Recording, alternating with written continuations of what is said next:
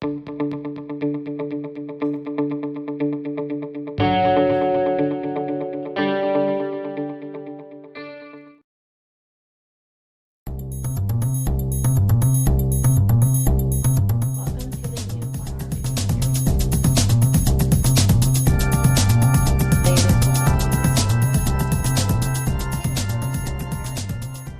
for joining me.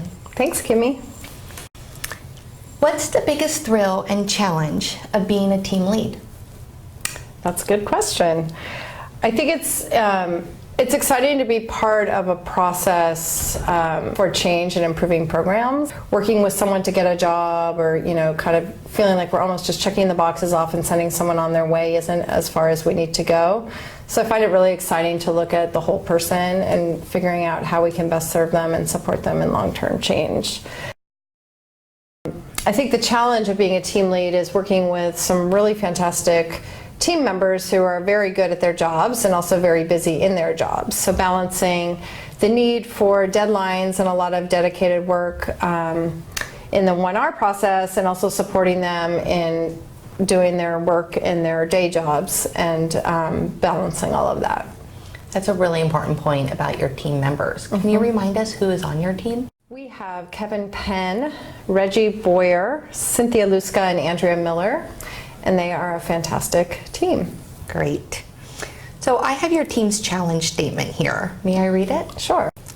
The challenge of the 1R behavioral health team design process is to design humanistic, trauma-informed mental health and alcohol and other drug services that support individuals in overcoming barriers to sustainable employment.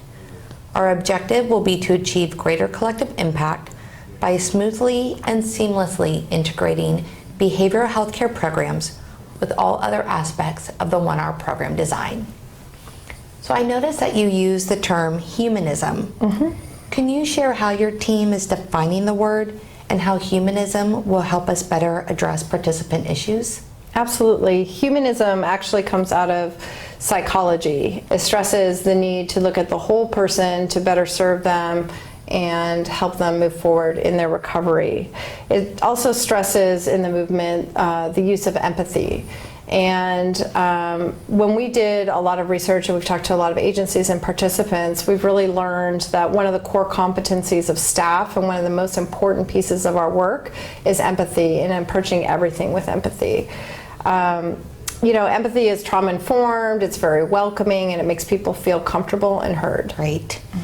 So the next phase in this design process is prototyping.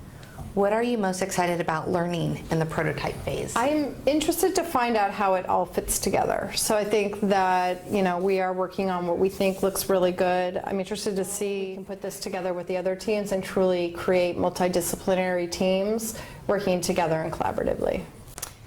Well, that sounds really exciting. I can't wait to see what prototype your team comes up with.